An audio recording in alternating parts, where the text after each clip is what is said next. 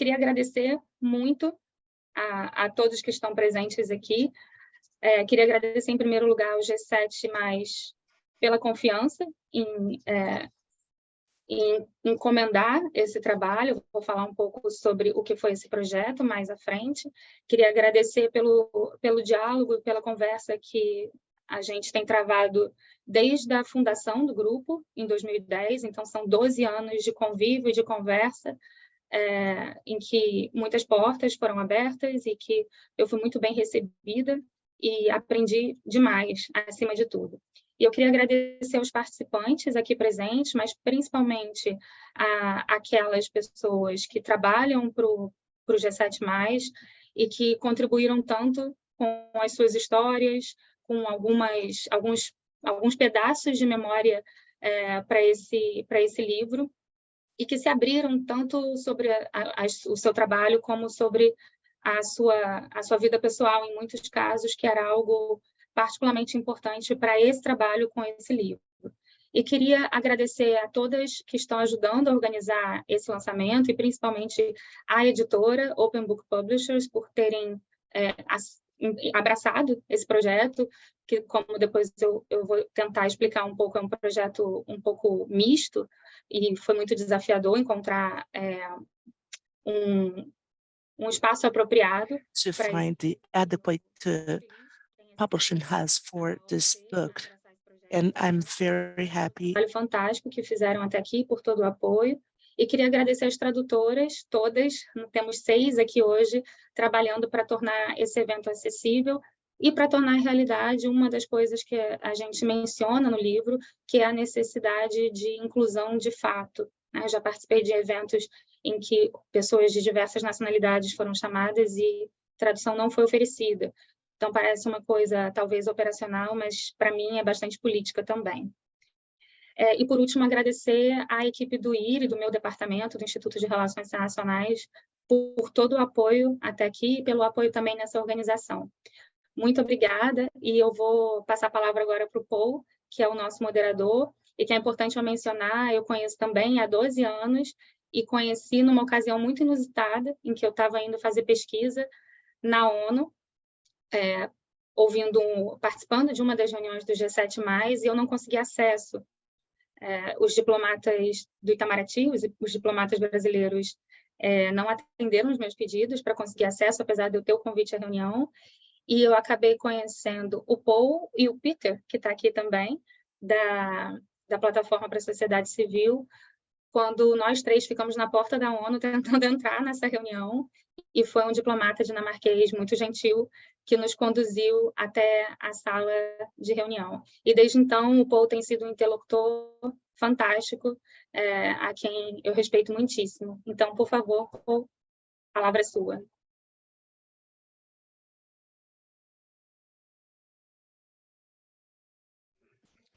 Thank you very much, and I'm amazed at your exceptional memory. I don't even remember that day, but when I look back, I think it also brings a lot of memories of this journey. I didn't know it had been 12 years, so it's actually very, very exciting for me to see us reconnecting and even being here, particularly after the last two and a half years. Let me say 3 years. That have been extremely challenging, not just for those of us who work in difficult countries, but for the whole world at all. So one of the things that I'm very glad is I'm looking at a lot Chose of qui me réjouit, c'est que je vois beaucoup de noms que j'ai vus il y a 12 names that qui nous avons survécu. C'est ça ce que j'aimerais dire. O que é importante é que nós sobrevivemos. and we have seen a new year, but after so many personal losses during the period of COVID, I've come to greatly appreciate the fact that even just being here is in itself a very strong commitment. So I really, really appreciate. Now, I'm just going to set a few little bit rules of my own, and that's the problem when you are dealing with an activist who also happens to be engaged in development, and unfortunately was also forced to become an accidental diplomat. So I have got all that mix. And one of the rules, and I can see, Helda, you are laughing together with Habib, The rule that I'm going to apply all of you is like lawyers, is you raise up your hand and you say that you will say the truth, nothing but the truth, so help you God. And I am hoping that you've raised your hands. And the reason why I'm saying that is because I am going to ask you, we are going to have some discussions that will be exciting, but some of the discussions are going to be a little bit difficult. We are going to dig it a little bit deeper, and just the honesty that you have demonstrated in the book is the honesty that I would want us to carry through into this. So now that you have agreed that you'll be honest, let me just share a little bit of where I want us to begin. And I think for me, there is no better place. Can you see the screen? It's opening. Yes. Okay. Okay. All right. I think for me, I know many of us probably know one another, but there are many people in this platform who do not. And so what I am going to do is to just run through as one by one. And the way that we are going to do it is the problem with being an activist is that I do not respect protocols, so I will not follow any specific order. So what I'm going to do is to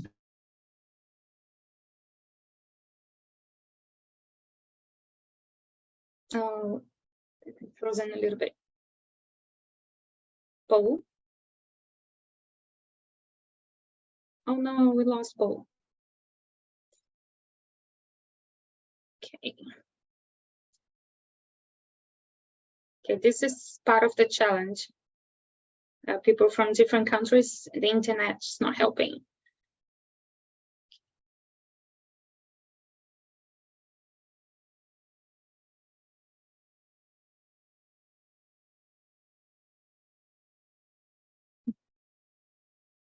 Ah, he's back. Hello, can you hear me? Yes. Okay.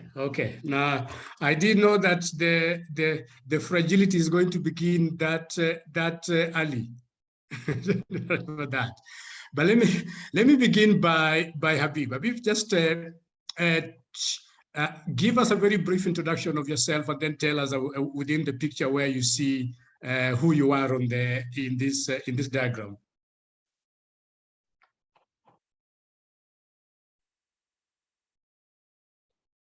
Hello, Habib. Thank you, Paul. It's very good to see you after a long time. I'm one of the characters, I call them diplomats by accident or accidental diplomats, but simply a citizen of a country that has been in war and conflict for the last 40 years or 4 decades. Was born in war, grew up, and still surviving in the same war. So yes, I'm one of those characters in the book. I don't want to say much now.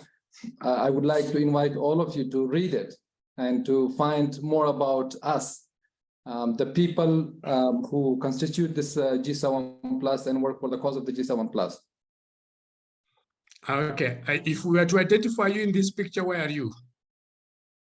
I mean, it's we can't see the picture anymore, but I think we have that. You cannot see the picture anymore. Okay. Okay, all right. Let's just move on to Helda. I will bring the picture soon.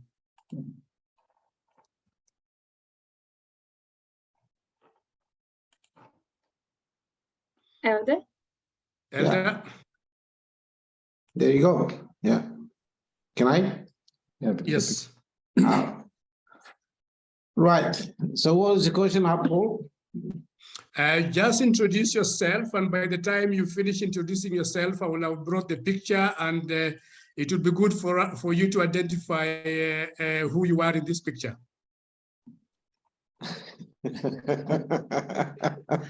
Oh my God. I'm not very good in identifying characters in the picture, but okay, let me say it. I'm simply I'm Helder. If you talk about the G7 plus, I can make an analogy that normally when we have dinosaurs are supposed to be extinct, but in this case, I can claim that one of the living dinosaurs in this whole 12 years since the beginning of the inception of the G7 plus. So I'm simply a normal citizen from a post-conflict situation from Timor-Leste, and also a technocrat, and it turns to be, if you like, you can call like an accidental diplomat in dealing with multilateral organization, different stakeholders around the world, and starting with a very timid person and now becoming a learning curve for me to be in this exercise, to be in this intergovernmental organization, the G7 plus. Thank you. Thank you very much. Abie, you want to go next? Well, you introduced me. I'm Abie from Sierra Leone. Like colleagues have said, I'm also just a citizen from a post-conflict country, Sierra Leone, a country that once had the largest UN peacekeeping mission in the world, a country where our citizens chopped each other's limbs, a citizen of a country where so much went wrong, but where there is hope, where we are now making strides to move forward. And because of that, we've been so engaged in the work of the G7 plus, that we've been part of that story for many years now. So yes, I am just me. If I look at the photo, I would say it looks like I'm number 8 on the characters. Thank you. Okay, thank you very much. And Sefa, I know somebody was cheating you that you are growing younger, but unfortunately you are not. I think Siafa needs to be made co-host in order to open his mic. Laura, Okay. if you can please. So Yes, just in a second. as we wait, okay, Siafa, okay, there you are, I see you. Siafa, do you want to say something briefly about yourself and see if you can pick yourself from these pictures?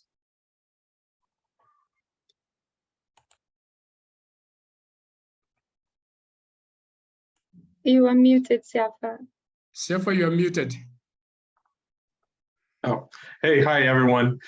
I'm Siafa Haj. I'm from Liberia. As everyone, I would consider myself an accidental diplomat, someone who's just saw an opportunity and a need to support my country, and was glad to be a part of the G7 plus experience, where it was not just about supporting my country, but supporting others who were in a similar situation. And I think that's always been the beauty of the G7 plus. Within the characters, I think I'm number 3. Yeah, that's it for now. Okay, all right. Thank you very much. As Antonio come in. Antonio join us. I think he's HP in the list okay, of participants. Okay. And I'm sorry, Antonio, I may not even give you time to take a breather. Do you want to briefly introduce yourself? Em português, Antônio, você quer se apresentar? E muito bom te ver novamente. Seu microfone está mudo.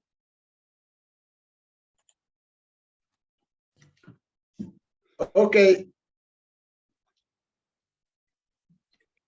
Yes, we can hear you very well. Para todos. Boa tarde. O Paul sugeriu que você fale algumas palavras sobre você, Antônio, e se identifique aqui na ilustração.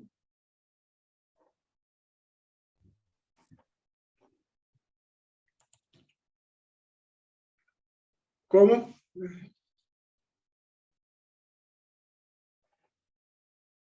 Antônio, me ouve? Não entendi a questão. O Paul pediu para você se apresentar, muito brevemente por enquanto, só e se identificar aqui na ilustração. And try to find yourself in the picture that is being shown in the screen. I believe you are number 13. Esta ilustração, eu não consigo I can't find myself in the picture. I see some faces, but not mine.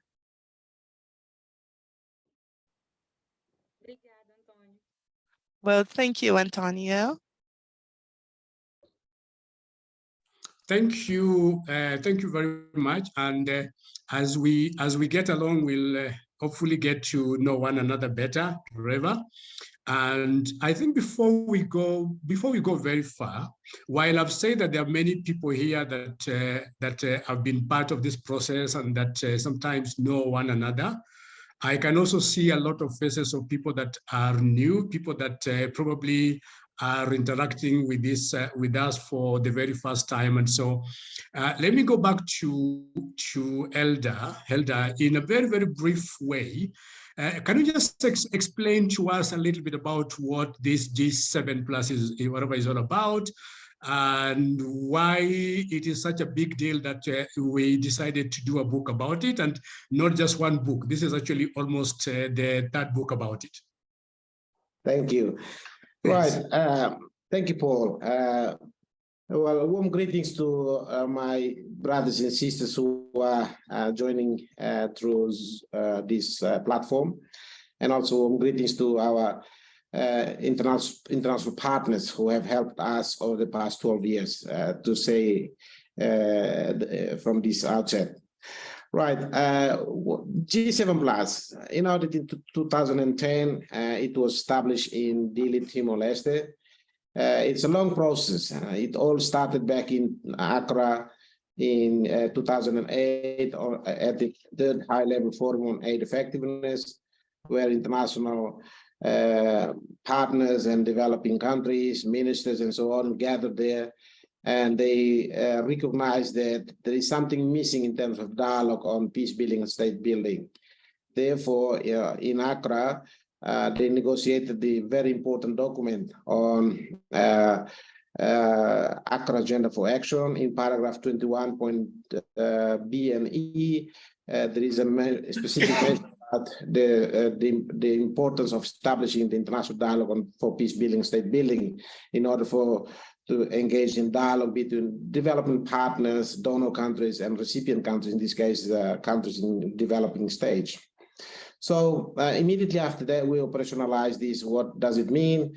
Then came Timor-Leste as the host of this first international dialogue on peace building, state building in 2010 in April, at the time where the country also coming out from a domestic political crisis at the time. So Timor was the first host, and in the margin of this international dialogue on peace building, state building, the first ever held in a first world country, there where the G7 Plus was officially inaugurated, established. And we came up with the Dili Declaration, calling for the need to listen to more protagonists, to leaders of the country and so on. So the G7 Plus was formed out of that context in 2010 with the aim of promoting peace and development and putting the emphasis to the leaders of the country, and the agenda of the country needs to be focused on, and calling for international partners, development partners, civil society and so on, to listen to the leaders of the country in order to help them. There are a lot of process pushing factors that contribute to this. First, we started with development cooperation. It's not been effective in conflict-affected states.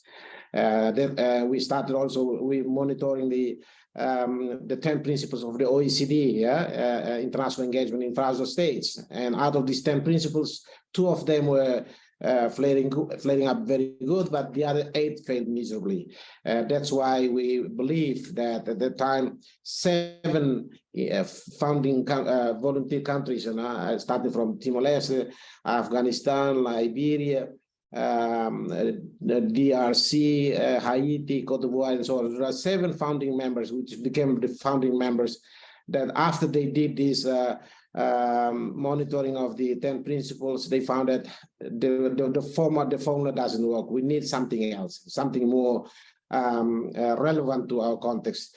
That's why you remember, Paul, that in the ensuing period after that, There were a lot of meetings in Juba after that, ministerial meeting, and then we met again in Monrovia, where you were also part of the discussion, looking at the Monrovia roadmap towards Busan, and therefore we culminated in Busan. We created this landmark document we call the New Deal for Engagement in Fragile States. So the emphasis of the New Deal, as you can imagine, putting the emphasis to the country-led development initiative, focus and trust and so on.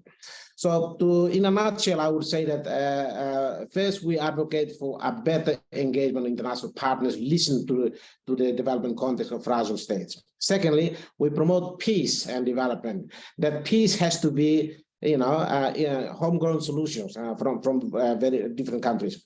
That's why later on during the discussions, one of the big elements, the big achievements of the G7 Plus is that we were able to lobby in the United Nations, within the corridor of the United Nations, during the period of SDG negotiation, where SDG number 16 was part of the small and a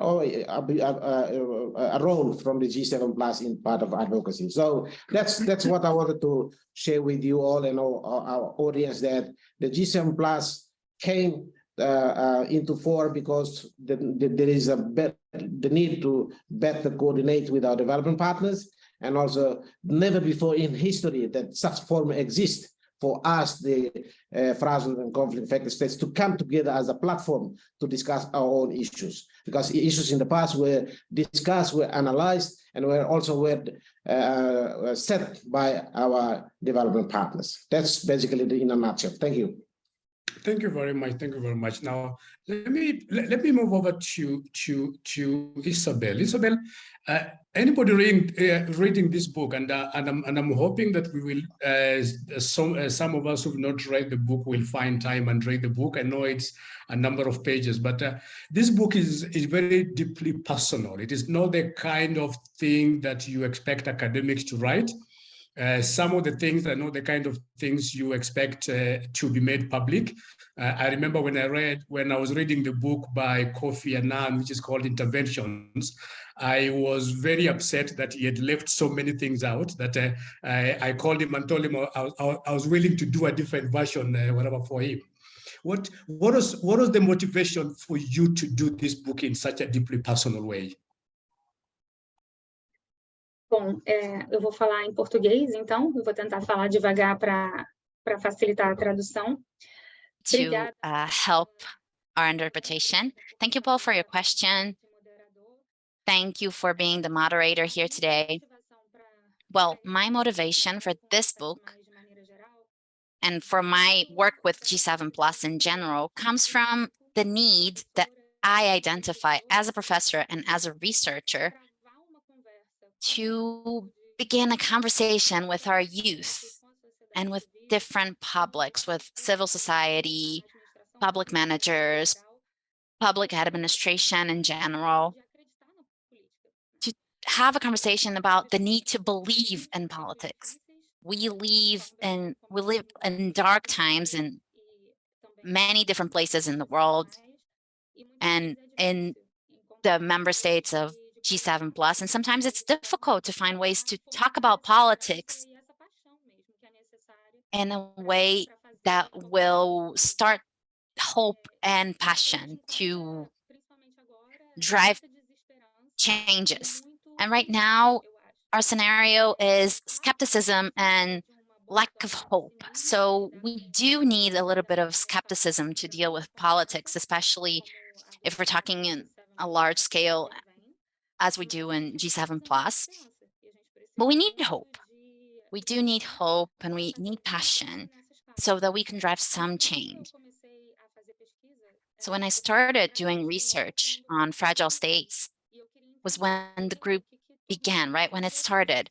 And I wanted to understand how that was possible and how people that were involved with the group were able to believe it. And as an academic, I read a lot of different documents on conferences like Bandung Conference, the New World order that never happened. So all of those movements of opposition, resistance, and the fight for freedom, international freedom, has definitely left a stamp. And we needed to relive it somehow in 2010 when it started.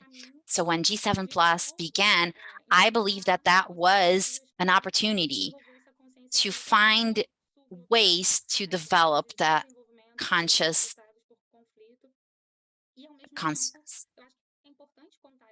conscious, sorry. And it's very important to tell stories of how to work with that. Because when people don't see results, they don't find themselves stimulated. So when I listened to the stories that I listened to for this book, they were different stories, but they have one thing in common: the challenges, the constant challenges, lack of resources, changes of ministry. So I wondered, how do those people that are already in a situation of difficulty in their countries, how can they get those programs and projects going? And how can they deal with an international scenario that is always ignoring what they have to say? So how do those people who are here now and so many others can do that with passion and can keep that going?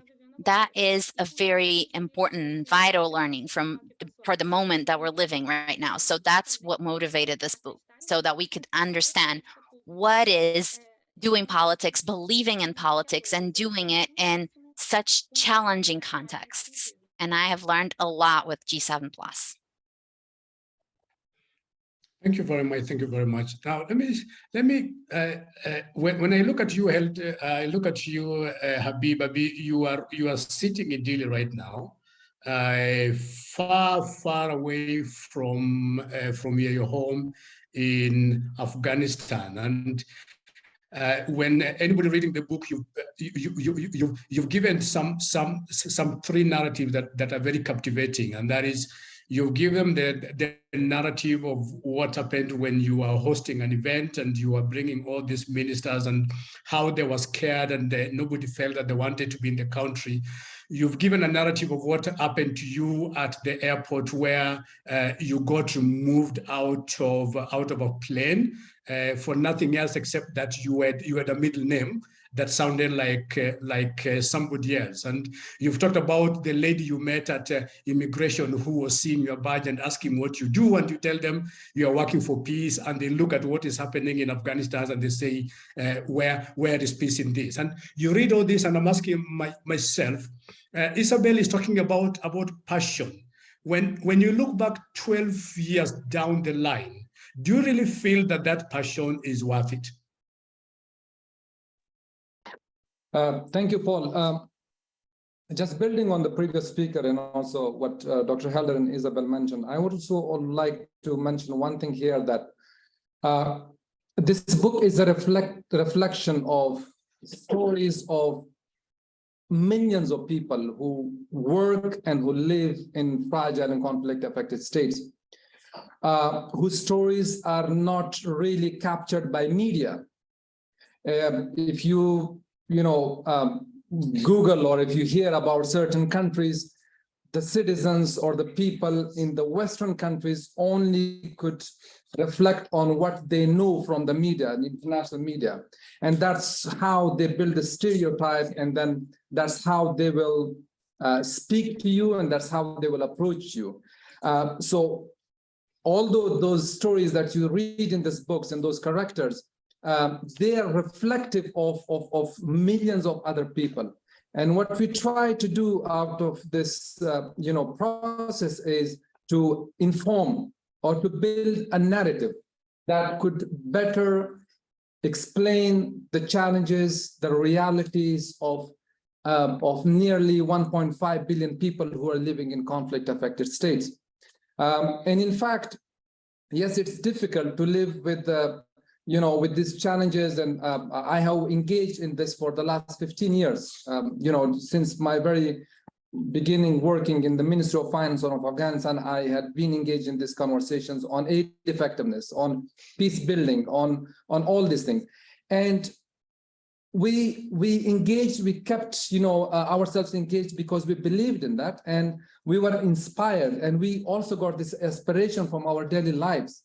And yes, throughout these years, you feel or you face ups and downs, but looking at the suffering of people that continues to be faced by many of us in the world, we don't have any other option but to keep our spirits up and to keep our inspirations up.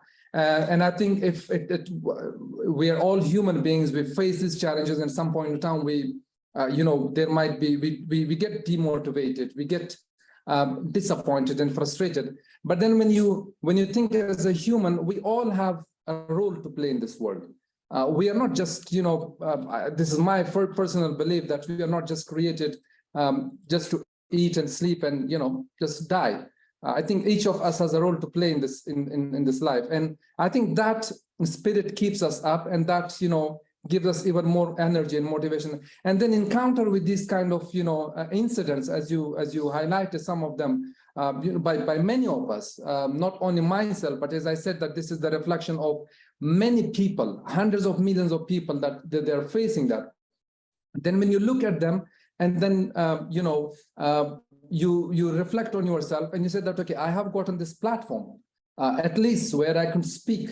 Many of the people, of our fellow citizens in all these countries do not have those platforms. Many of the officials do not have those access to those platforms. So what we try to do is to convey those messages to these platforms and to speak about it. And that's something that keeps us up. And I also would like to mention one thing more, that many of the people, even here in the audience, I see many of our friends who have contributed equally to this cause. And we are really thankful, including yourself as well, because you're also one of our veterans, I would say.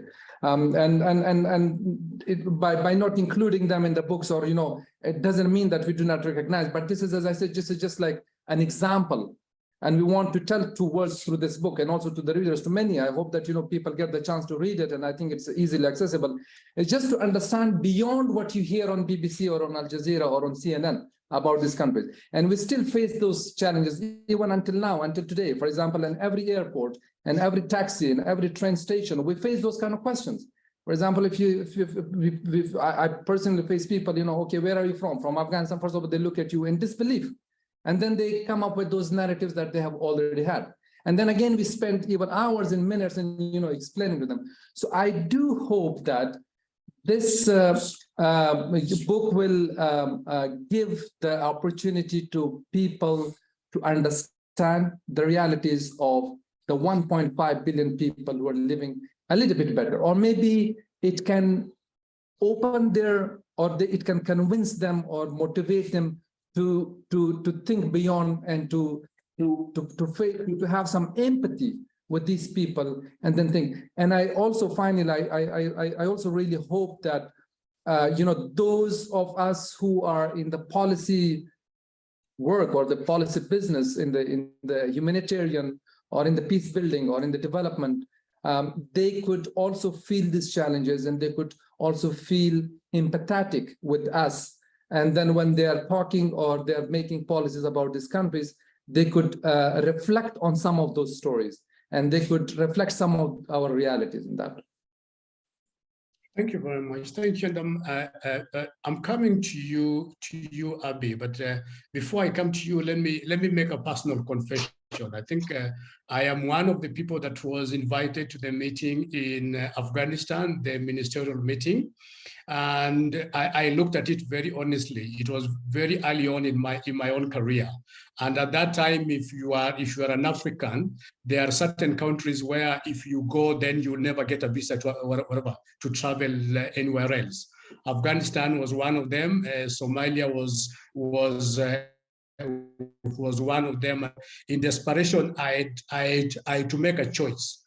Do I go to Afghanistan and that will be the end of my ability to do my work, or do I make a change? And yet for you people, those are not choices that you have to make every day. They are who you are. And I'm listening to the story of Abie, who has worked with 40 ministers. And Abie, I want to take you back to something you've mentioned in your story. You've mentioned the story of not just you growing up with the illiterate parents, but it's a story of you having to throw your child over through the window, hoping that someone is going to pick that child. By the way, I hope the child survived, and I hope that that child will one day read your story. But on the other hand, a lot of what you speak about is frustrations at the ability of the ministers and the politicians in Sierra Leone to understand what you are doing and to almost label you as a G7 plus, somebody who does not seem to be very clear. How does that make you feel every single day when you go to work, that you're so passionate about something and you can remember it almost cost you the loss of your child, but you've got people who just do not seem to look at it that way? Thank you very much, Paul. I think what the stories you just recounted are really what has contributed in the passion that I have for the work of the G7 Plus. Because I have many colleagues that have just moved on, who, as focal points, Abie would recall, there are so many of us. Sierra Leone is a founding member, just as Elder said. I don't know whether he remembered Elder, whether he said he did point that we also are a founding member of the G7 Plus. But so many colleagues have left. And as you said, Paul, by the way, let me just digress a bit. May the souls of my parents rest in peace. I think by the time we spoke, my dad was still alive, but he's passed now. And my child is grown up, is now an engineer. So I thank God for that. That he did not die during the war, that insane moment of mine out of fright and fear that I threw in just like that, God helped him survive and he's now an engineer. So as I said, all those stories, my growing up and the level I've attained in public life, and also being part of the many accidental diplomats that colleagues have talked about, has really kind of made me very, very attached, so to speak, to the work of the G7 Plus.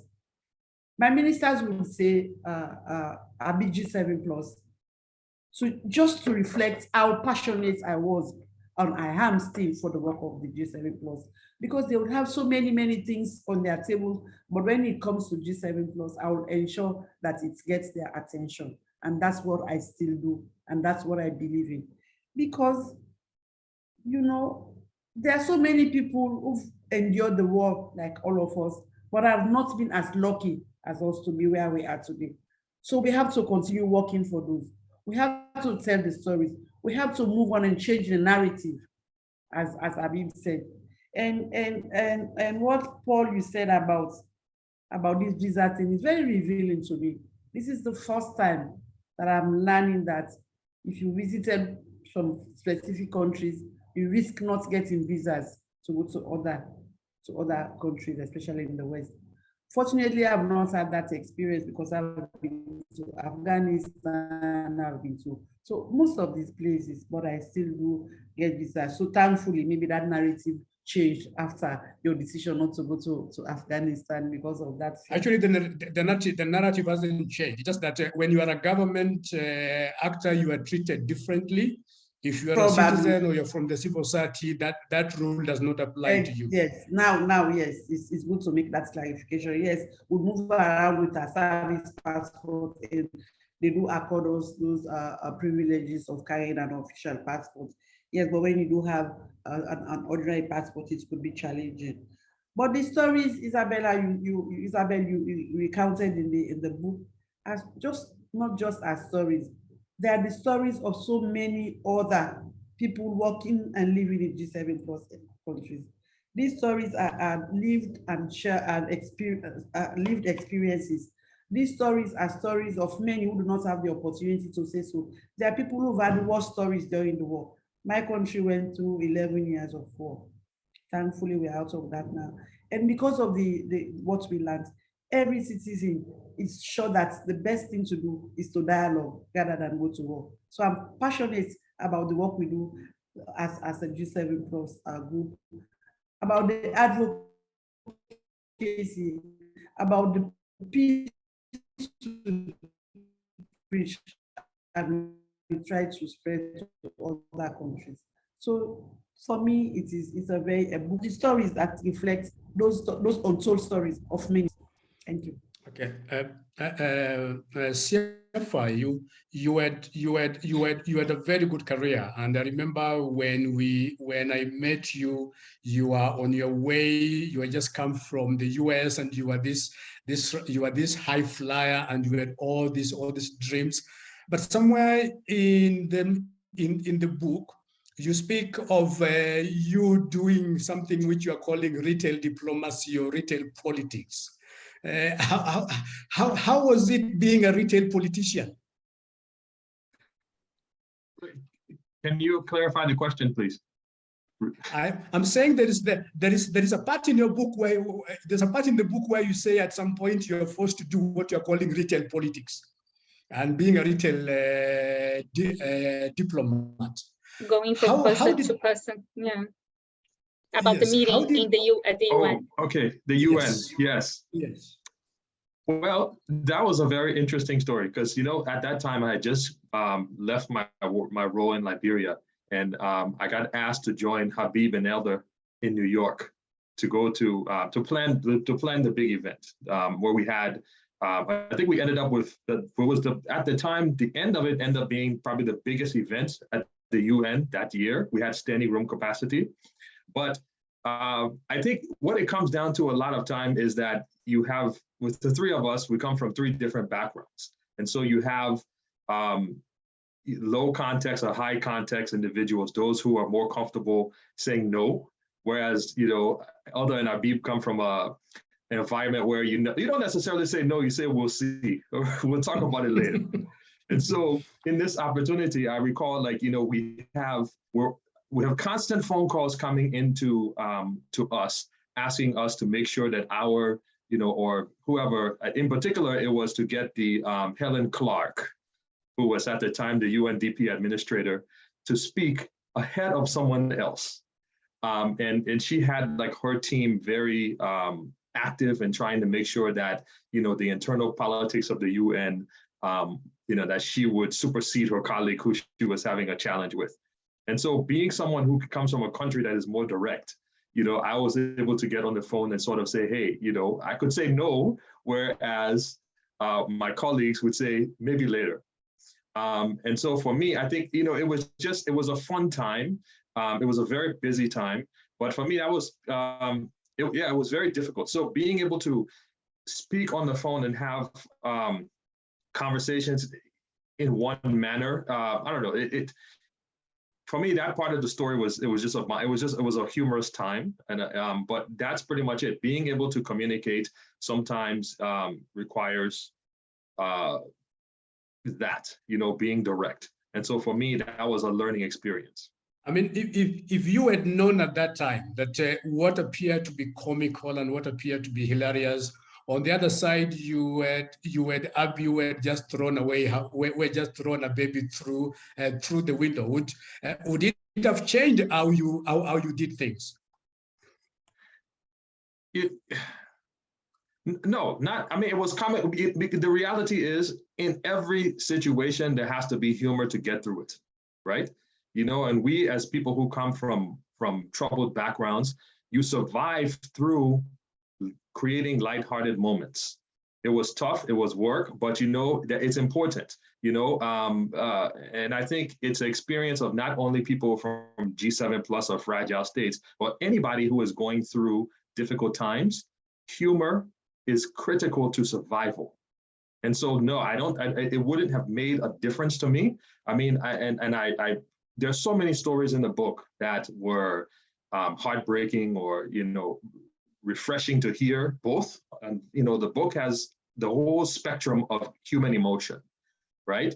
But it doesn't take away from the fact that even when you are in the most desperate of situations, humor and laughter is critical to survival. Elder, one of the things that amazes me about you, and by the way, I hope you stop being a diplomat now, because after 12 years, you can mistake it that you're a diplomat, but you still are not.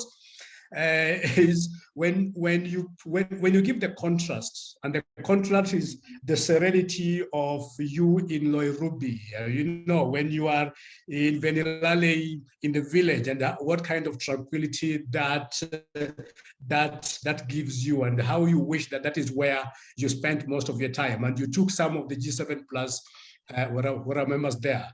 But then you look at life in New York, and it is a rush, and everybody wants to push some documents, and everybody wants to get done, and things get stuck, and you are being forced to speak in a particular language. How do you handle that contradiction? The fact that all that you're looking for is tranquility, but everybody seems to be so preoccupied with themselves and getting you to shuffle documents that you don't know how you're going to manage the two. How do you manage at a personal level the two? Well, thank you, Paul. It's quite extraordinary to go to New York when you see the busy diplomats going around talking, very structured, very diplomatic, and then coming from a small country like myself, and also I am a villager. Coming from my background, I'm coming from a village down in the mountain, and then fortunately I've been exposed to the Western education, so at least I learn a little bit of some tips of dealing with that. But I have to admit that when I first participated in the meetings in not in New York, but back in 2008, when I first mentioned about this G7 plus whole thing in Accra, I have to admit that we were very timid.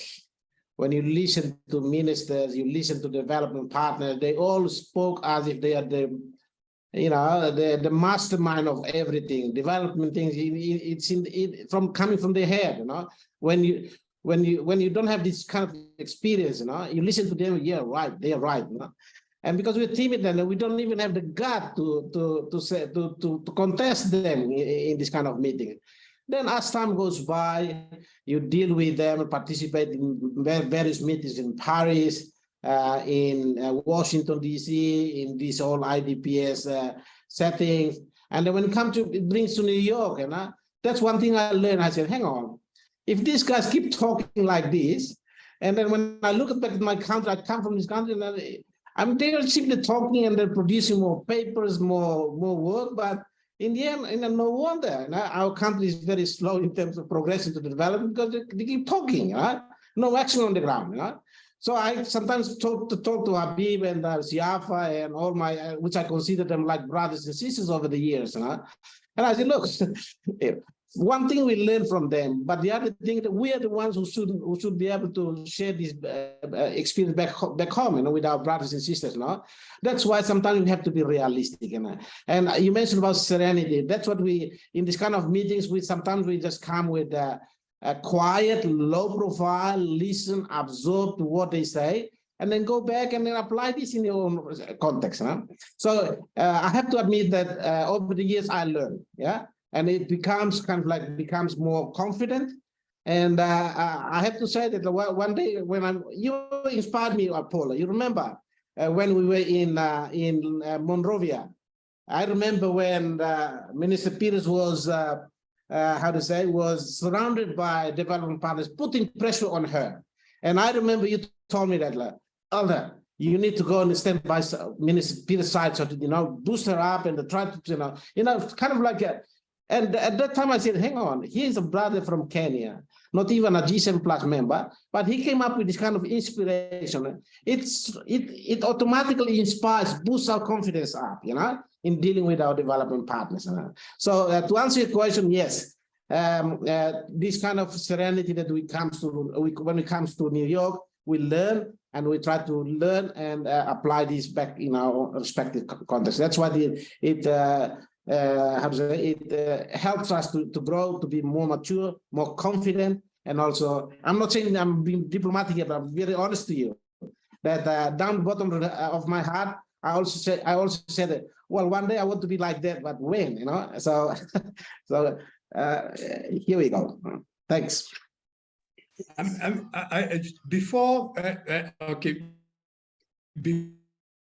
Before I move on to that both of you have said towards the end of the book, and towards the end of the book, Isabel is asking you, what future would you like to see? What would you tell the next generation? And Habib says all that he wants is for his children to be good human beings, and you say all that you want is for your children to have an education and to be able to be independent. When you now look back, do you think that that statement is a commonality that can break any diplomat? Because sometimes they look so big, but in reality, all of us want the same simple little things. Has that helped you and given you courage? Well, can I just signal that Bienvenu has also joined us? Just to signal, okay. What's this question to? Okay, Elder, can I repeat my question? Yes, please. Yeah. Yes, I mean, I'm just saying, if you've talked about over time learning how to deal with the G7 plus and not the G7 plus, learning how to deal with the ministers and the diplomats, and realizing that there's a commonality about us. Can that be traced to the lessons you have learned about what you said you want for your children? The fact that ultimately we are all human beings and we all want the same thing. And if you speak to us in that language, it doesn't matter whether you're the president, it doesn't matter how high profile you are. At the end of the day, we all want the same things. Is that a strategy in diplomacy? Of course, and that's what we call accidental diplomat. You accidentally learn, you know, how are the successful diplomats succeeded, and you learn from them, you know. And because we didn't have the chance to learn to be that diplomat, you know, let alone I'm not a diplomat. But when we started the G7 plus 12 years ago, the only inspiration that guides us at that time is that, you know, we want our future children, you know, the future to be bright. They have peaceful environment so they can go to school and then have the same opportunity like any other people in the Western world faced. Yeah. That's basically what we see. And when we look at our country, when we're in a country in turmoil and country in conflict, and sometimes it's really heartbreaking to see this. Huh? And you see other countries prospering and your own country face, you know, in a reverse situation. So that's why in the book, when Isabel asked us what the future lies, and I said, for me, and I know that Habib spoke, but for me, I just wanted that at least we set the benchmark, we set the platform to learn from other people, and you share this with your children, that one day dad has already done this, and you also have to do better than what your dad has done. Yeah. And I'm inspired by my father now. My father also used to be, as Isabel mentioned, and I told Isabel that I'm also a big fan of Bishop Don Elder Kamara. He's the way how he posts himself in public, and is very humble. And this is where this humility brings you, you know, to learn more from others, to get the best experience from the others, and then you share this with your children. And in terms of diplomacy, yes, we learn a lot from over the years, and that's why I'm glad that now I have to say this to you, Paul, that when we set up the G7 Plus, many people were skeptical. I have to say this, and the people are even undermine us. Look at these guys, what are they doing? They you know, I think they're wasting their time now. But now we can turn back and say that, look, we're sitting very proudly, sitting with a degree of honor to say that at least people now recognize that the work that we did in a small baby steps, but people are recognized. The imperative and the relevance of our work is now being recognized by the international community. I just want to also add a couple of points, Paul, if you allow me, on the same point, because it's very important. I think one of the uniqueness of the G7 Plus is the very fact that we believe in human aspiration. In international relation, countries are usually bound by a vested interest, if I may say, whether that's regional organizations or that are other organizations like based on economic growth or economic development. And now looking at this divided world, I personally believe that the only thing that is now a hope for a humanity is to bring back the notion of human being or humanness. And that also underlies solidarity. And I think the very foundation of the G7 Plus was laid on this fact. Even if you look at the conversation that how the G7 Plus was formed, it was also an incident, I would say, or maybe an accidental encounter of ministers with each other, where they spoke as human, as citizens, despite the fact that you are a diplomat or you are a politician, you cannot always talk to those realities. But at the end of the day, when you think about it, and when you bring that human notion, you're speaking to humans. And we believe that, that can change, that can inspire them. And I think this is very evident from our application at the United Nations when we applied for the observer status. We could not be in a position to align ourselves even with the P5, with each of them. But we had one, common aspiration, and that was solidarity. And when you're talking about the P5, for those who don't know, you mean the permanent members of the Security Council. Yes, right. Yeah. Given the radical differences among them, and being in the UN position, you have to align yourself somewhere where you could either join the stronger or a majority. But for the G7 Plus, and we didn't have any other better option, but rather than to use the human notion. And I think this has also become in breaking the mold in this kind of negotiations. And one last point that I also would like to mention here is associated to this humanness or this solidarity when we come together in a room among ourselves, all the G7 Plus members, we boost each other's energy. We have had, even before I was part of the G7 Plus, I had this, experience where we participated in the last negotiation of the New Deal. And at a point, at one point of time, I made a point that was that caused a stalemate, and the donors were, they were not accepting it. And then from, Timor-Leste, Amelia Pires at that time, she was minister, she raised her voice and said that, hang on, listen to this guy. And that itself boosted it was my very few encounters. It boosted, our energy to stick to that point that, yes, there are people with us who can support. And I think that is the strength of the grouping in the G7 Plus in the current. And I think that is the potential where we could break this big mold and make changes which sometimes sounds or seems next to impossible. Thank you very much. And you've talked about the power of the G7 Plus and the power of coming together. And I just want to move to Antonio. Antonio, I hope that you are able to hear me. And you can now turn on your interpretation, whatever channel. I think when you come from a country where you've had so many coups, you've had so many change of leadership. You come from a country where even conducting elections was very, very difficult. How did you feel when a country like Timor-Leste offered to come and support you, in going through your democratic process? How did that make you feel?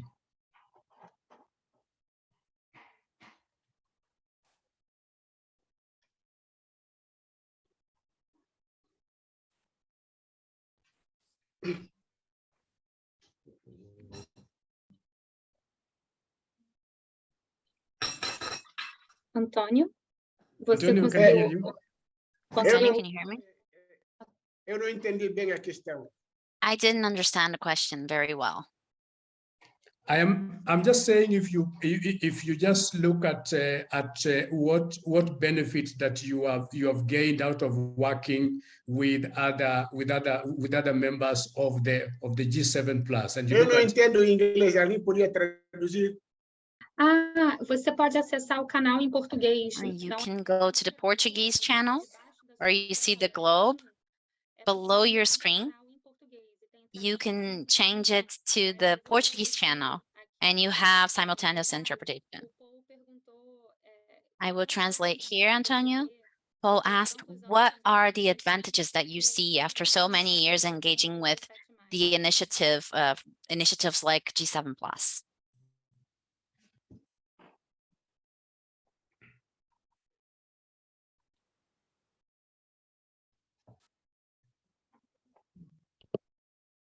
Conseguiu me ouvir, Antônio? Eu não estou conseguindo entrar. Mas você me ouviu? Yes, correct. Can't seem to access the Portuguese channel, but he seems to be listening to Isabel.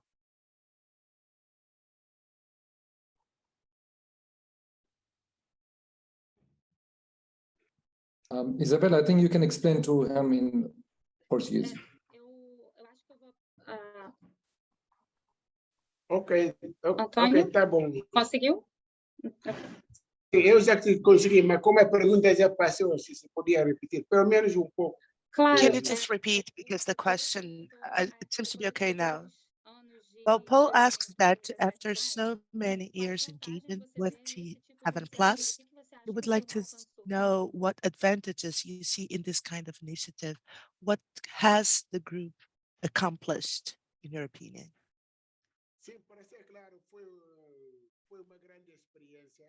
Well, it was a great experience.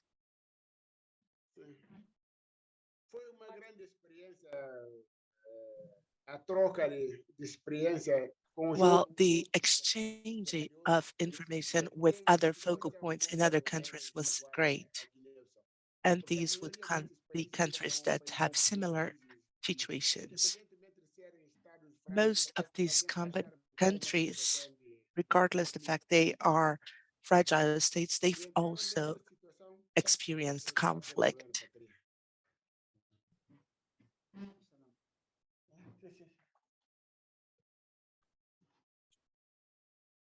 Some technical glitch.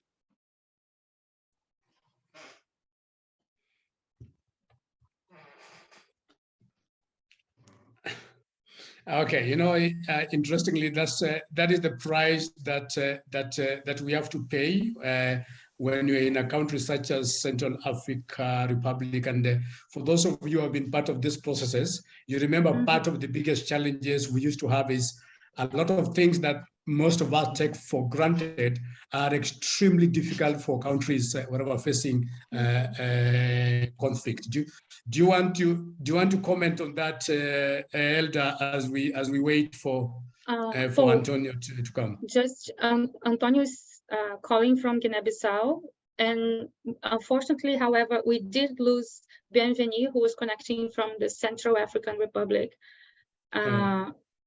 So maybe I can, Antonio, do you want to speak? Do you want to finish your thoughts? Sim, eu quero continuar. Yes, I want to continue my answer. Please go ahead. Eu estava a dizer que nós tivemos a oportunidade de trocar. Então, we had the opportunity to exchange experience with countries such as West Timor. I was there 3 times, and I was able to see how much they're fighting. They're struggling to overpass the impacts of the conflicts and finally get in the right path of development. There are countries such as the Congo, South Sudan, Haiti, Togo. We had a great experience talking to these countries. The experience helped us a lot assess the fragility of Guinea-Bissau, and we were able to contribute and help with this participation. So thank you very much. Thank you, Antonio. Let me just come back to you. Let me come back to you, Antonio, and ask you one more question. In many cases, we are used to asking countries in what we call international community to be the one to finance our elections, to be the one to help us. But there was a time when a country that is a member of the G7 Plus, which is Timor-Leste, was ready to support you with your election process, and you actually went ahead and did that very well. How was that experience for you when you look at it that this was now a fellow G7 Plus member helping you? Okay, obrigado. Thank you. It was a great experience that we had with East Timor. So weak countries can also help other weak countries. In a nutshell, that's the experience.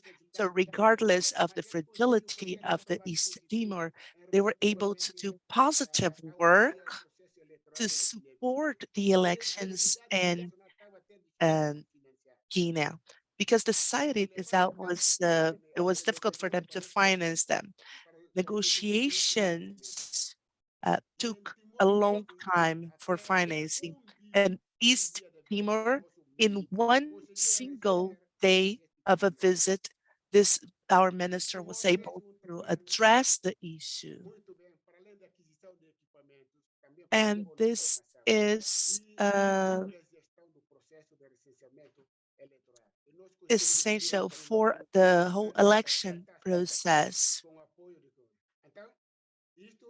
So this shows us that this is possible.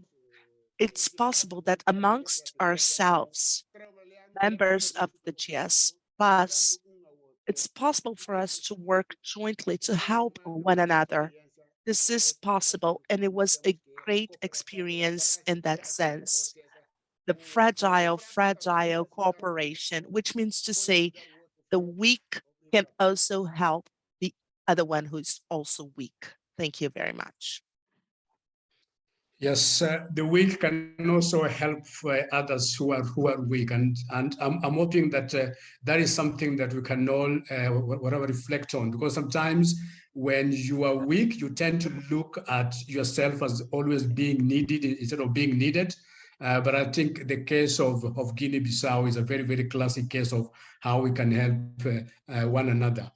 Abie, I'm going to ask you a question that runs throughout the book and which bothered me, and which has been raised by Peter Lloyd, who was the one handling and the communications on behalf of the G7 Plus, and that is this terminology of fragile countries. I mean, it keeps on popping up as being a problematic language. You're talking about ministers not accepting and people not accepting the language of fragility. And when you look at it right now, do you think that word, calling yourself a G7 plus fragile countries, is still a burden?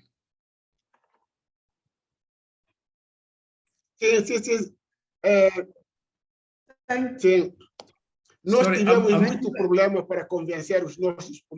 we have a lot of trouble actually to convince our politicians.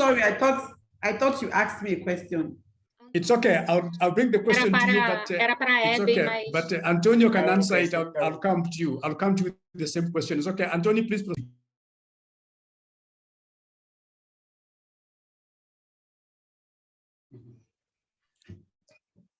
Antonio, please proceed.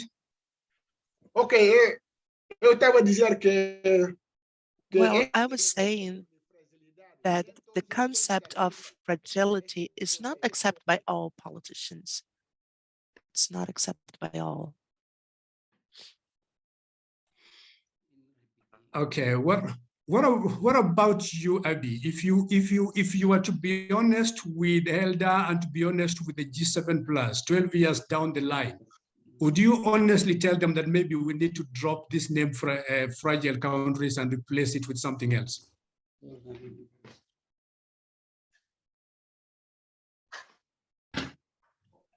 I think over the years, we've really seen how politicians have tried, due to political consideration, to say that the term fragility is kind of derogatory. It is not good.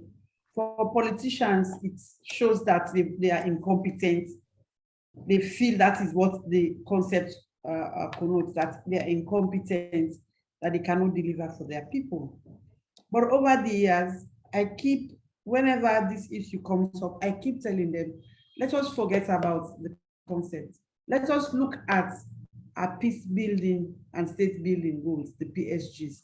Let us look at. But hold on, Abie. Hold on. Now that is your own view, but here you are dealing with change that to a large extent needs to be made by politicians, and they don't seem to like that word. They find it derogatory. So it's been 12 years, however much you like it. How do you deal with the reality that you can't have a conversation about it and that conversation ends well? What I do, and that's where I was coming. What I do is just to tell them, yes, we may not want to call ourselves fragile, but the drivers of fragility exist. And when in August this year, when we had a very serious incident where so many people also lost their lives, everybody realized that in as much as politicians, they may not like the word fragile, but in real sense, there are still those fragilities that exist within us. Do we want to find a name that will appeal to the politicians? That's for us. But over the years, we worked out the fine language of saying conflicts, countries in fragile situations and that kind of thing. So for me, we've kept the work going that we need to do because we know the drivers of conflict exist. It's just, it takes a little trigger for a little incident to develop into something serious and may result in a loss of life, property, and that kind of thing. Yes, the politician may not like that, but the truth is, in some of our countries, we're making, let's say alone, for instance, we're making good progress. When you think back where we were in the early 2000, when the war was just coming to an end, when so much was not in place, and how far we've made progress. And we've used the word to galvanize support amongst ourselves and from our partners. You just mentioned the issue of Timor-Leste support to Guinea-Bissau elections. I also want to bring the support that Timor-Leste provided to Guinea, Sierra Leone, and Liberia during the Ebola to help us, because Timor saw that as an example of how countries can be fragile amongst ourselves, how we can be catalysts for others to come in and support us. And so Timor provided support direct to the treasuries of the three countries to help with the fight against the Ebola epidemic that we won. So yes, the politicians don't like that. But when the realities hit the ground, they know that is the way to go. It's not a bad concept in itself.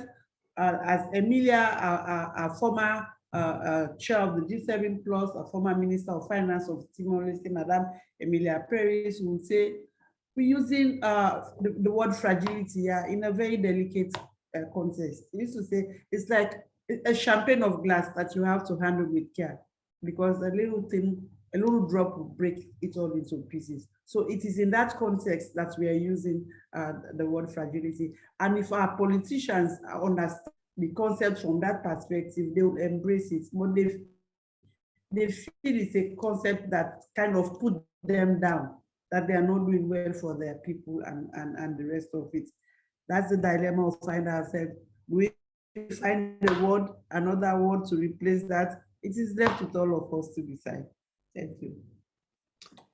Elder, before I come to you, Habib, let me ask you, Elder, when you listen to that. I'm very sorry to interrupt, but Bienvenu has raised his hand and he hasn't had the chance to speak yet. So maybe. Oh, okay. He's come back? Yes, he's come back. Okay, please, Bienvenu, please go right on.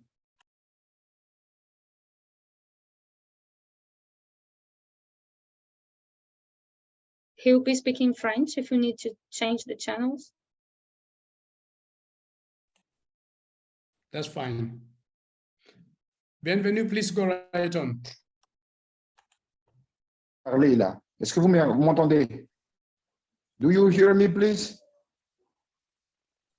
Yes. Est-ce que... Okay, thank you. So I would like to commend and hail the whole team of the G7 Plus who launched this new initiative. I would like to apologize. I had a lot of difficulties to connect with the internet, and that's why I had to fight in order to get some internet. I followed with great interest the conversation and sometimes with some cuts of internet. And I'm impressed by the quality of the work that has been done and by the G7 Plus since its inception. And I read the book. You know, when I read the book, I was really surprised. Personally, I cannot believe that we did what we did, that we went this extra mile while we have still a long way to go. It's true that we had some difficulties. We have to consider this technical work while taking our politicians who do not agree with the context, with the fragility word that may be kind of an obstacle to the investment in our situation. Know that this and when it comes also because the investor who would like to set into an environment, they want to ensure that the investment Et lorsqu'on brandit le contexte de fragilité, sometimes is hurting the feelings of our politicians, but we're able to settle the issue. So that's my personal point of view that I wanted to add to the conversation, addition to the brotherhood and the sisterhood feeling that we went through in this organization. I also think that the African Revolution in Sierra Leone, in Guinea, African Republic.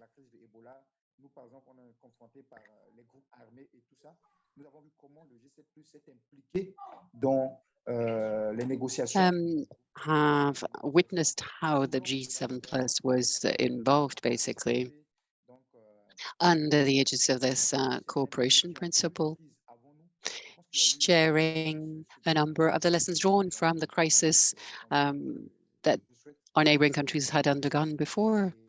So I think that's part of the benefits that we can shed by means of integrating the organization of G7 Plus. I integrated it personally very young, and I've spent already more than 10 years in it. I believe that I've learned a lot, definitely, because, of course, there was this language barrier to overcome with Francophones and Spanish as well as Portuguese-speaking colleagues and peers, and I've learned so much by becoming a member, and I'm hoping also to have contributed to it. So these were a few extracts of the comments that I wanted to make and the congratulations I wanted to convey, despite the connection problems. Before I let you go, Bienvenu, when you did the first, what was called the fragility assessment, that is assessing to see the challenges which are facing the country, you did that and you had some bit of progress way back in 2013 and 2014, and everything was going on well. And then the country has in recent past again gone back into conflict. When you look at it, do you feel that the work of G7 Plus is worth it, or do you think that it can be very frustrating sometimes when you are in conflict, out of conflict, and in again? Merci. Je crois que lorsque nous avons réalisé notre première... Thank you for this question. I believe that the first sort of roundtable of evaluations we compiled in 2013, you mentioned, was not a global enough sort of assessment. We spotted some specifically delicate zones in the capital metropoles and surrounding zones, and that was the matrix we started with, basically, in terms of assessment.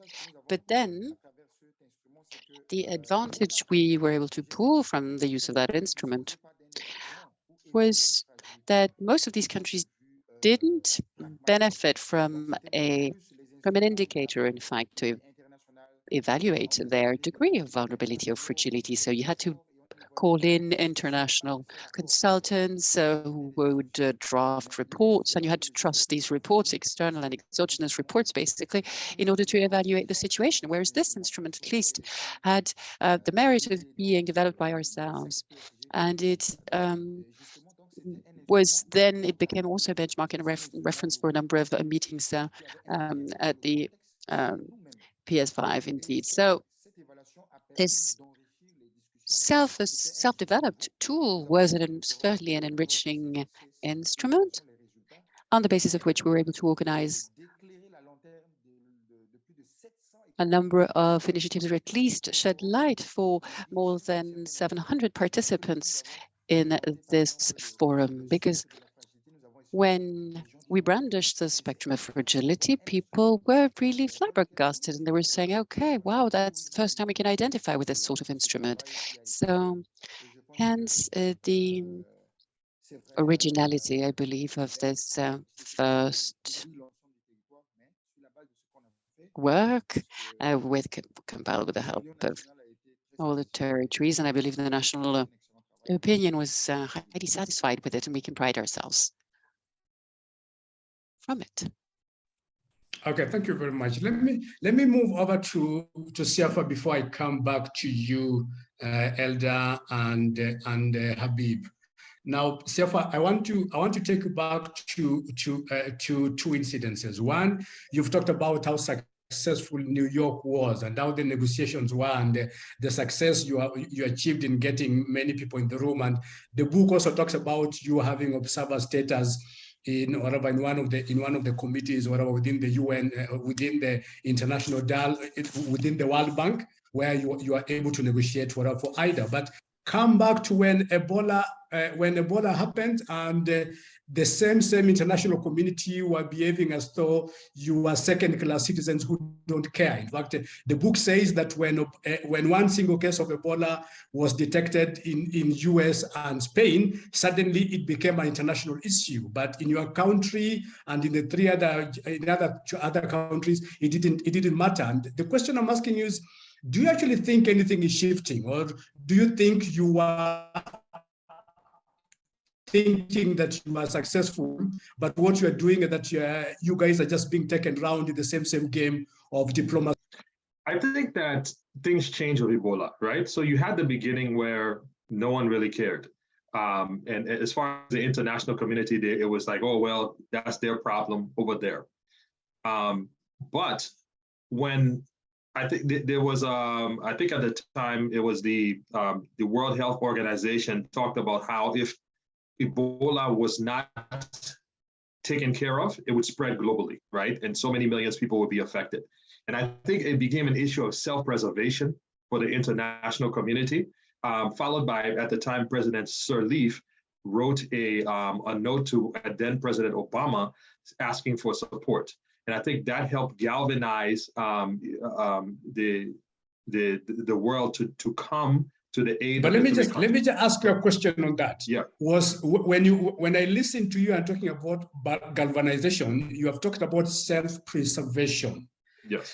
If self-preservation is what is still driving these countries, then should in the G7 plus say maybe we need to change a tact, because no matter how much we try to persuade them, the only thing that is going to make them change is when it is in their own personal interest. Oh, absolutely. I think the only way countries need to take care of themselves. And even if we look at the current situation with COVID, rich countries are making sure that the vaccines go to themselves first. It's always about self-preservation. Until we get to the point where you have fragile states work together and individually to meet their own objectives, we'll continue to be second-class citizens, for lack of a better term. America or France or Europe, they are not going to put their interest below that of any of the G7 plus countries. And that's just a fact. And so I think it behooves us individually as our individual countries to strengthen ourselves. And what I think is the benefit of the G7 plus, and one of the things that I have always appreciated about it, is that it is a platform where we can share and grow together and learn from each other's experience. One of the downfalls to the G7 Plus is that we are not rich countries, right? So we cannot do a lot of the things for ourselves that we would, or for each other that would make us grow. But through that period of sharing of ideas and experiences, we can craft policies within our individual countries to strengthen us.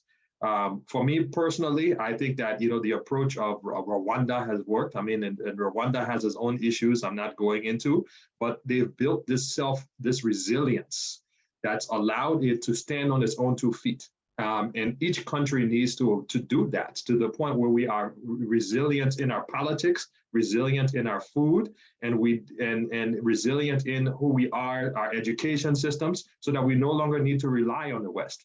Until each country gets to that point, I don't know if fragility or whatever term we decide to use in the future for it ends.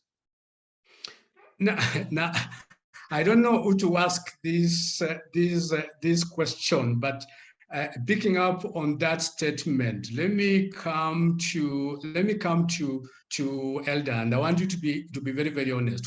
When you look at the behavior of Australia with Timor-Leste in regard to the offshore oil, and you look at the behavior of Sierra Leone in regard to with the Netherlands, and you look at many countries in Africa that typically are the ones which are feeding the rest. Is it really true that we are depending on the West, or is it that we have been cheated by the West actually are the ones who depend on us? Thank you. I'll be very honest to you, Paul.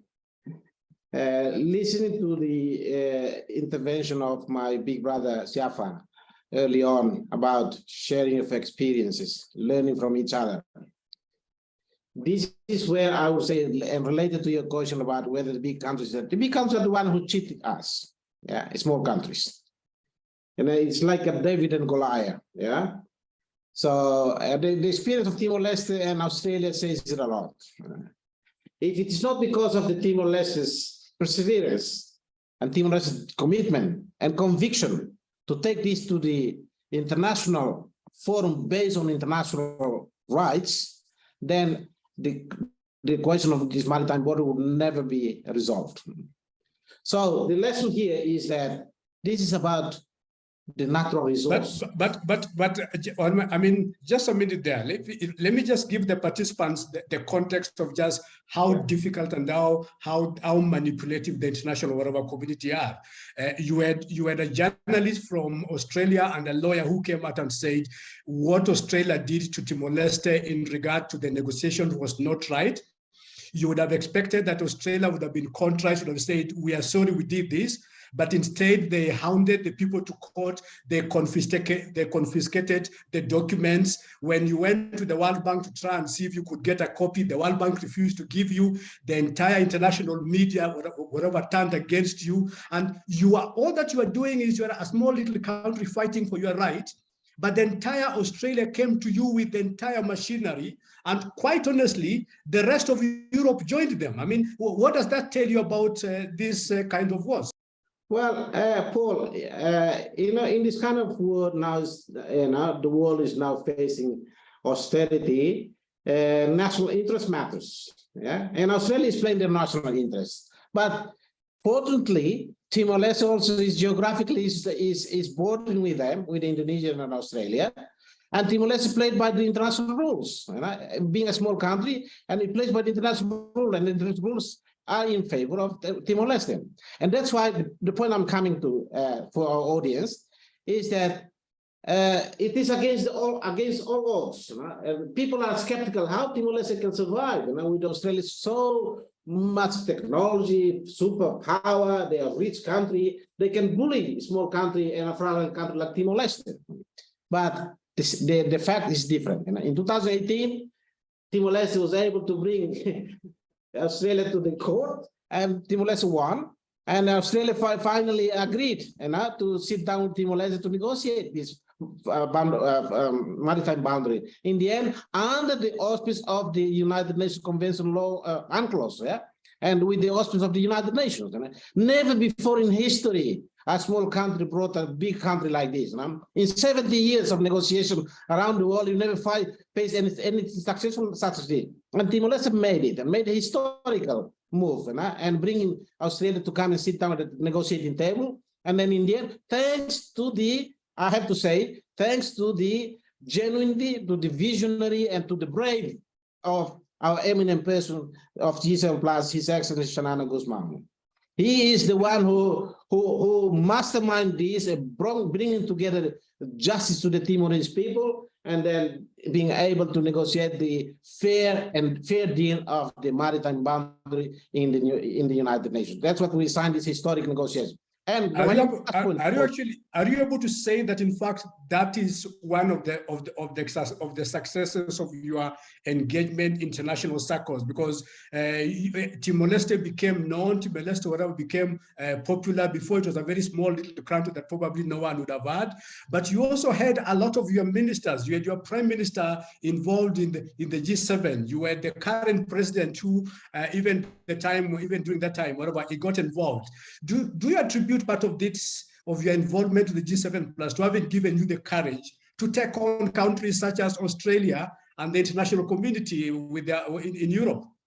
Well, thank you. Yes, political leadership matters here. That's why we're very lucky. The G7+ family is very lucky to have the political support, unreserved political support from the parliament, from the head of state, and even from the government, executive, different governments, successive governments, they always support the G7+.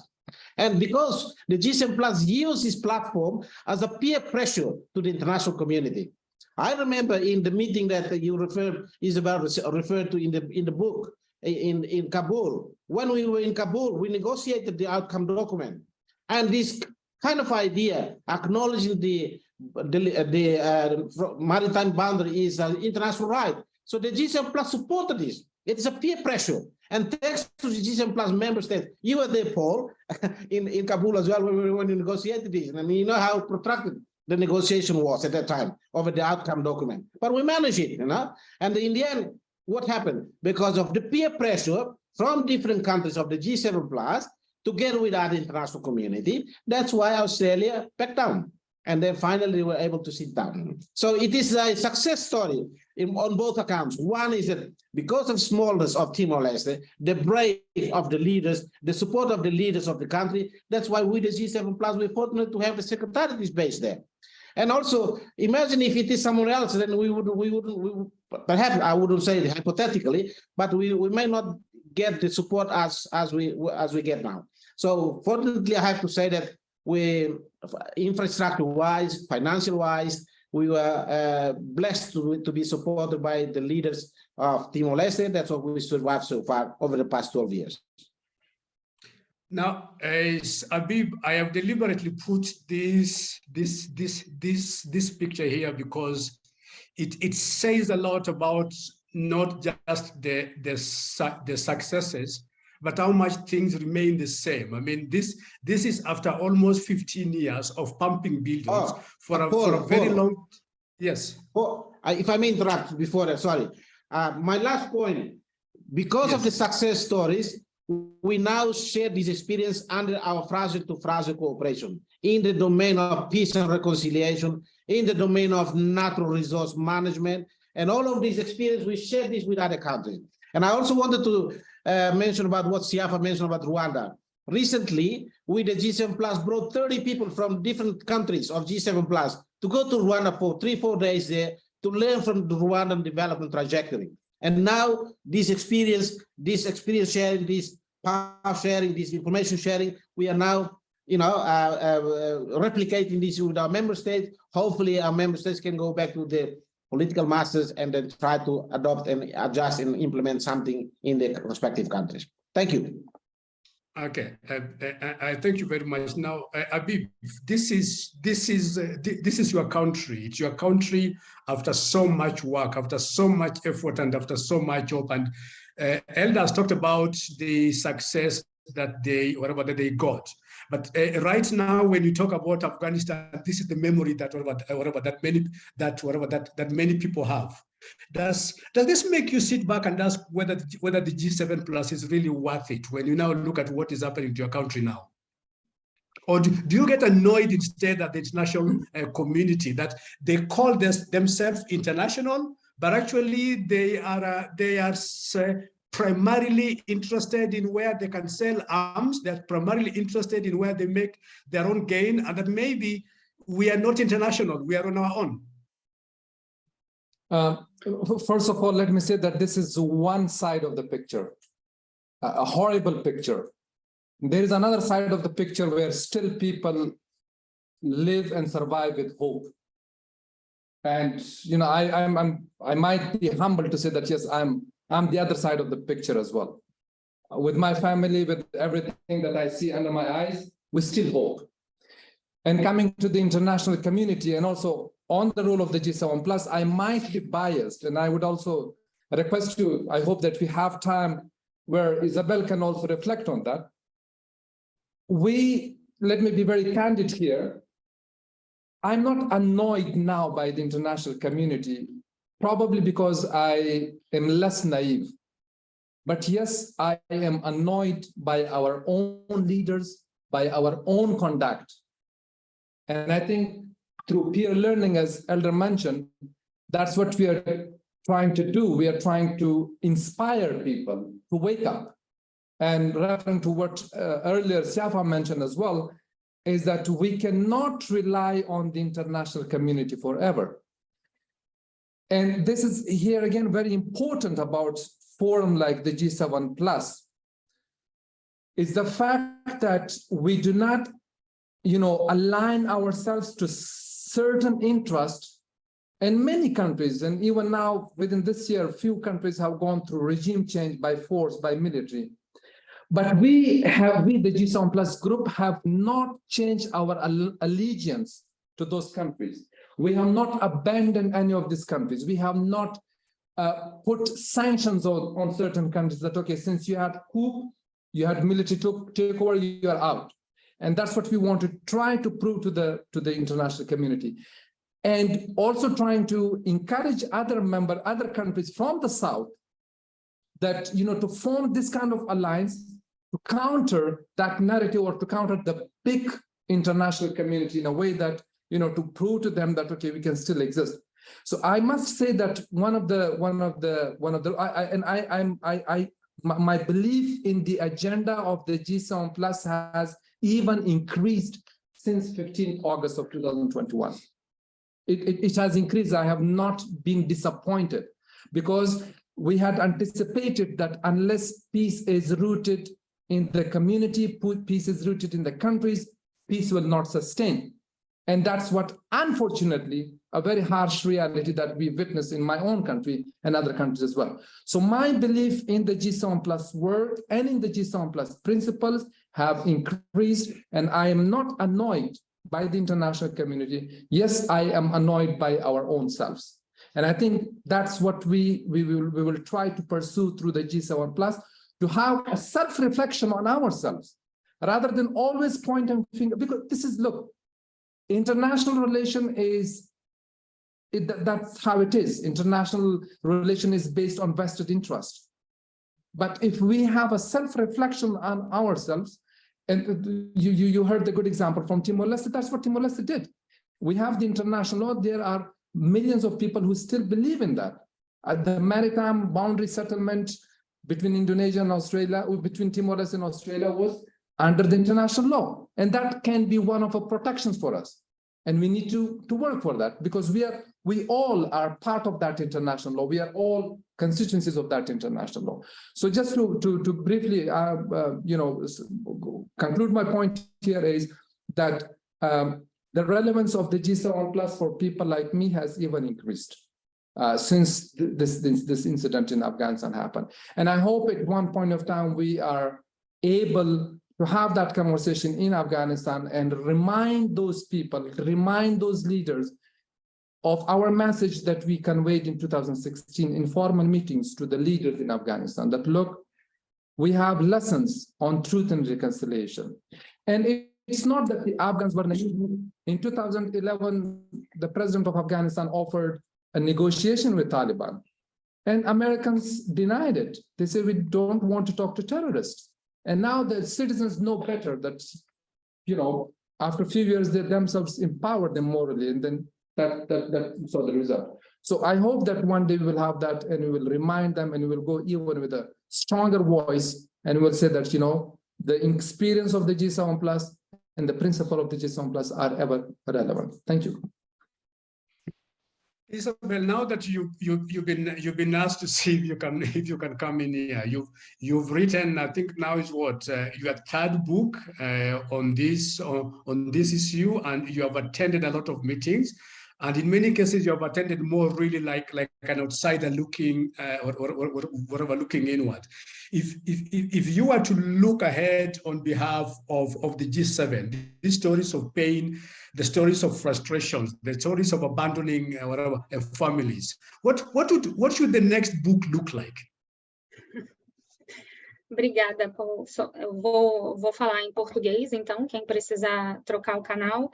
Thank you. I'll be speaking Portuguese if you need to switch channels. I'm not sure about my next book. I'll try to be brief because we're running out of time here, but I'd like to mention that this discussion is the discussion I intended that would happen to begin with, because the book is about you, the members of G7 Plus.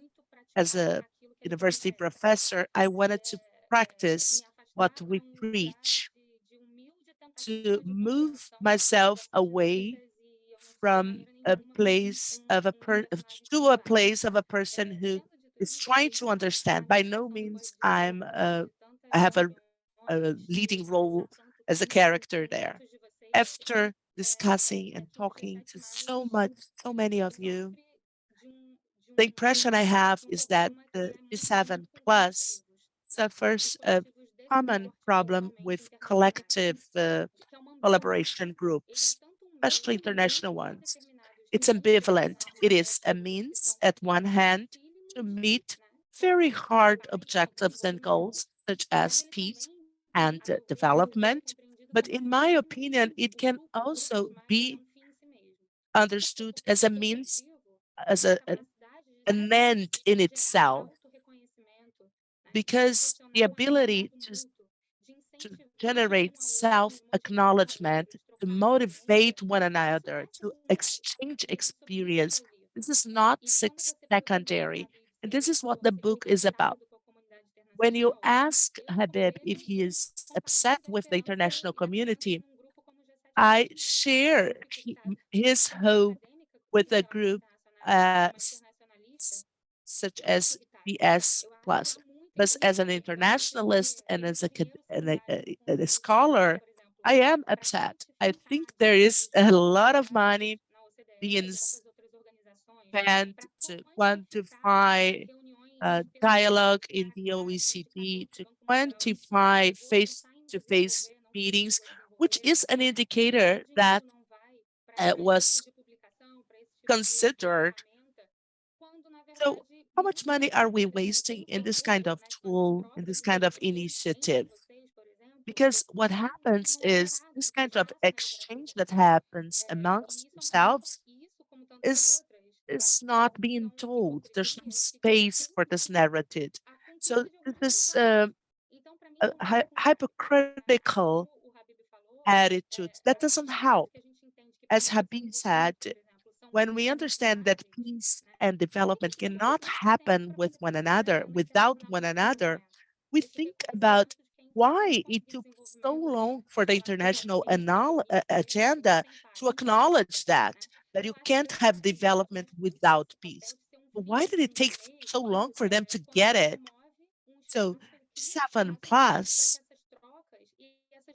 creates a space for this kind of exchange and this kind of honest, blunt conversation happen. As Elder mentioned, we give ourselves strength to be able to voice certain opinions in international meetings, and this is essential. What I would like to see ahead is that G7 Plus would formalize some of these lessons and show the international community what we have to show. In addition to New Deal, to to the fertility assessment and all of these tools. In addition to that, G7 Plus can tell you about lessons learned of how to do things together, how to have honest dialogues, how to get to a meeting to actually listen to people and not have decided beforehand on the issue. In 2019, I took part in an expert meeting at the UN about partnership and included. We have 3 people from the Global South in this meeting, myself, someone from Mexico, and someone from Argentina. One of them didn't speak English, and there was no simultaneous interpretation.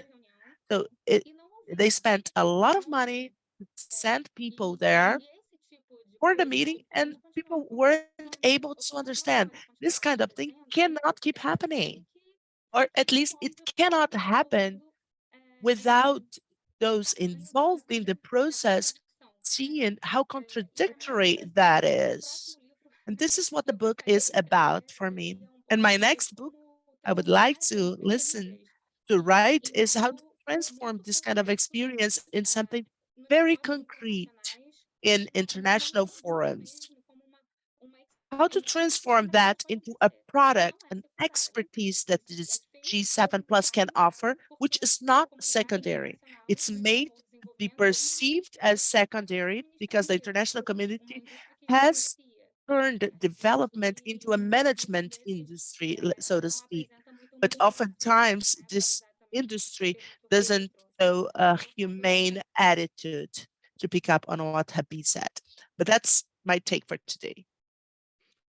Thank you very much. Now, as we draw this to a close, I just want to come back to each of us for a bit of the last word of what you see. And I'll begin by asking Helda, and then since you are together with Abie, I can ask you the same question.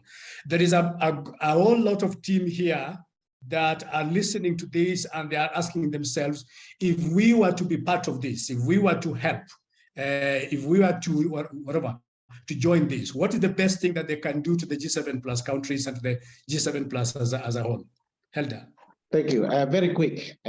We are now institutionalized. We are now consolidated as an intergovernmental organization, as a platform for us to continue work together, dialogue, sharing of experience. So for those who are joining us today and are willing to continue to help us, to support us, by all means, please join, to be associated members, to be observers, and so on. You're most welcome to join, because there is no heavy bureaucratic procedures for you to join. So please welcome. And all you need is just to write to the secretariat, and I would like to support this country, by all means do so. So we are here to continue to support each other, to support our member states, and to support our partners. And thank you once again, Paul, for your eloquence, for your leadership in this whole thing. And I am just feeling speechless of this emotion. I'm emotionally speechless because the hard work that we did for the last 12 years, and now it comes to fruition. And I believe that we reach a point of converting the skeptical to be the believers of the G7 Plus. And let's continue to work together. Thank you. Habib, where do we go? Where do we go from here? As I will come to my first point, that the G7 Plus is a hope for the 1.5 billion people. And this is the only forum that is established based on solidarity. And I think, with the divided world, the only hope we have is the human solidarity. And that has to be mainstreamed in the international relation. And I think for that, G7 Plus is the best place to start with. Thank you.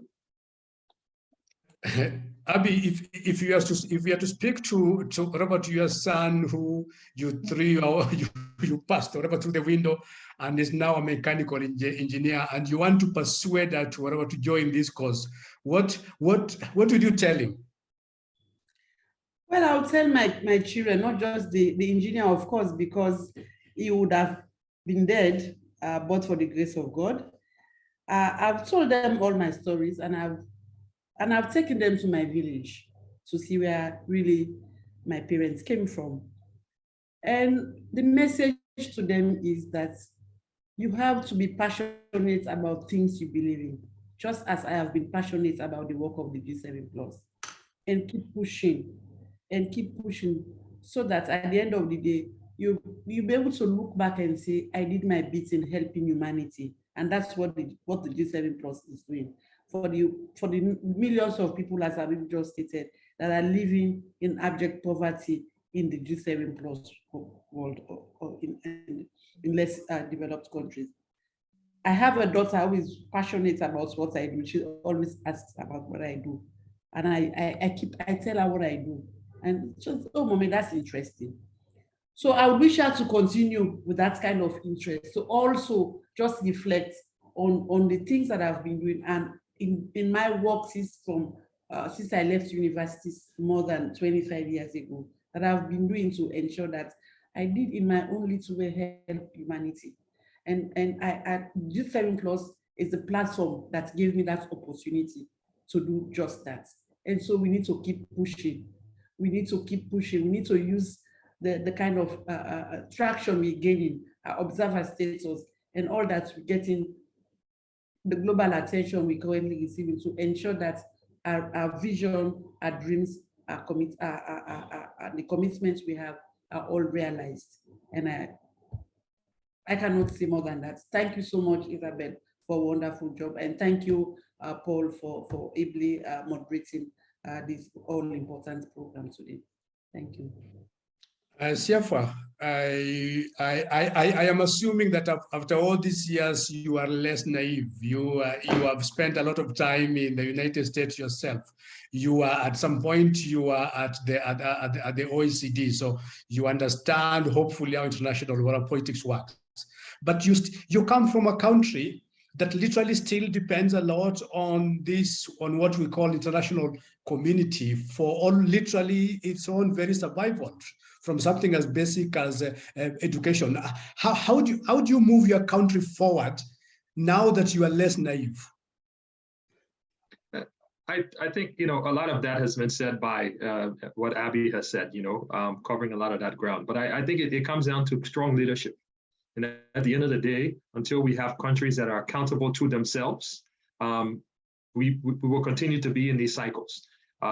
Elder mentioned earlier that, the West are the ones who have taken the most from fragile states or developing nations. And for the many, for a huge part of, we can give a huge part of the reason why we are the way we are is because of the exploitation from Western countries. And so we need leadership who can stand up and do the right thing and invest in human development, invest in our people, and invest in a better future.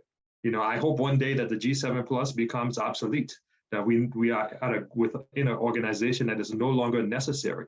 I want my children to be able to decide whatever their future is that they want. If they want to be fashion designers or they want to be race car drivers, whatever the case may be, that we create a future where they can do that, and not to be forced to choose one thing or another because of how the government or their politics are. So for me, I think that strong leadership, building institutions, and building a thriving economic base to allow our countries to develop and to grow. What about you, Antonio? Where would you want us to go collectively as G7+ from here?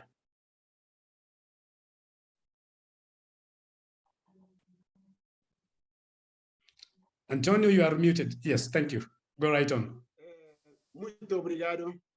Thank you very much. If it weren't for the sanitary crisis due to COVID-19, G7+ would be in a different place right now, in a higher place. But I still believe that we are going to get back on track and walk along with each other towards development.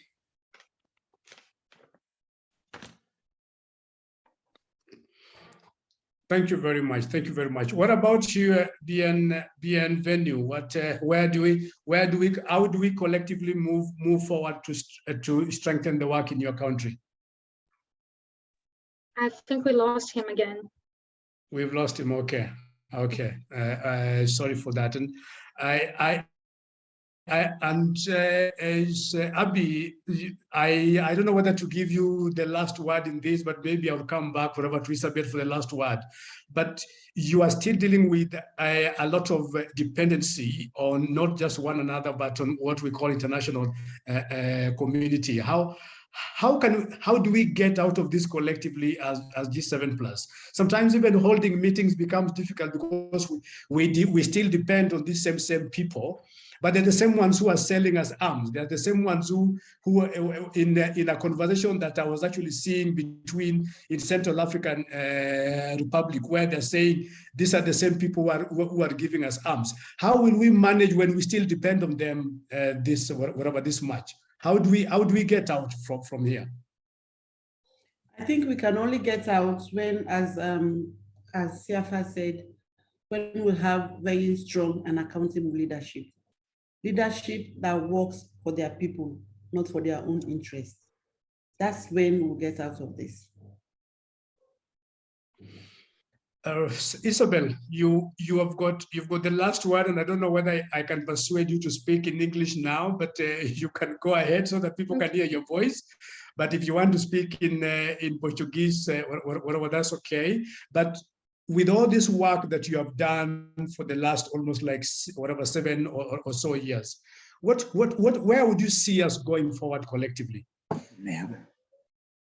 I think we have to be very aware that not after the pandemic, but the moment that we're living now, there have been several calls for investment in innovation and technology. And we should be worried about the new frontiers of inequality, because resource extraction has been always a tragedy for most countries in the South. And I think the story is about to repeat itself. It's already repeating itself. And there is no development with that kind of resource extraction. That only causes misery and more inequality.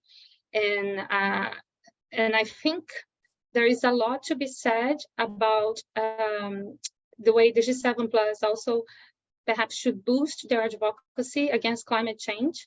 And this hasn't been so much a priority in general. And I think it needs to be, also because some of the countries are going to struggle with the effects of climate change. But this is also something that we have discussed a couple of years ago. And I think the group is aware that this is something that needs to be brought to the table. But again, if there was an answer to world inequalities, if there was a solution, no one found that, no one discovered that yet. But we can be sure that business as usual is not producing those results. It produced some results, but not the results it promises, and at very high costs. So I think these conversations that we are having are very important, as they've always been. I was going to say you have the last word, but I see Bienvenu just joined. Bienvenu, I will give you the last word on where you think we need to go from here collectively.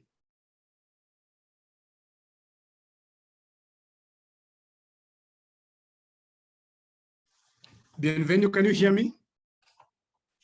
Oui, je vous entends très bien, merci. Vous m'entendez? Do you hear me, please? Yes. OK. Oui, j'avais juste un dernier mot je pense qu'il faudra améliorer la communication au sein du very well. I think that communication could be improved on a number of fronts within this G7 plus structure. In fact, we're talking about good governance. We are countries benefiting from huge natural resources, as was said.